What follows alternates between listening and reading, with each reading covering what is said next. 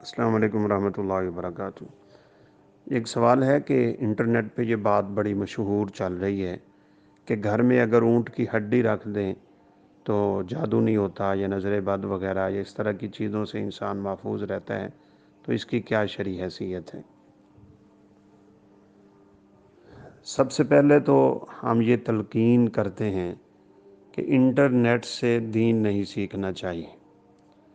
آپ درس سن لیں، تقریر سن لیں، وعظ سن لیں، خطابت سن لیں اور اس طرح کی چیزیں، لیکن دینی مسائل کو ہر جگہ سے نہیں لیا جاتا ہے۔ یہ علم جو ہے، علم دین، اس کے لیے لازمی ہے کہ مستند قسم کے علماء سے۔ رسول اللہ صلی اللہ علیہ وسلم نے اس کی پیشین گوئیاں بھی فرمائی تھیں کہ گمراہ قسم کے لوگ بھی وارث بن جائیں گے اس دین کے، اور علماء کو اللہ اپنے پاس اس وقت بلا لیں گے آہستہ آہستہ کر کے۔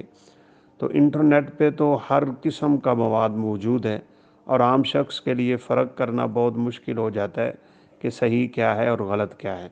اس لیے مستند ترین علماء کی طرف ہی انسان کو رجوع کرنا چاہیے۔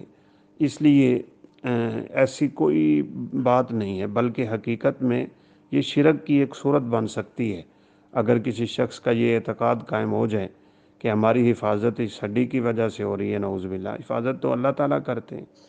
سیدنا عبداللہ بن عباس رضی اللہ تعالیٰ عنہ فرمایا کرتے تھے کہ جب انسان یہ کہتا ہے نا لولا الکلبۃ لاتانا اللصوص، کہ ہمارے گھر میں کتا نہ ہوتا تو چور آ جاتے، یہ حقیقت میں اللہ رب العزت کی نعمت کی ناقدری کر رہا ہے، اور اللہ کی نعمت کی ناشکری اور کفر کر رہا ہے۔ کیسے؟ حفاظت تو اللہ رب العزت نے کی۔ کتا کون ہوتا ہے حفاظت کرنے والا؟ اگر اللہ نہ چاہے تو ساری کائنات مل کے نہیں بچا سکتی، تو اسے تو یہ کہنا چاہیے تھا کہ اللہ رب العزت نے بچا لیا، وہ کہتا ہے کتے نے بچا لیا۔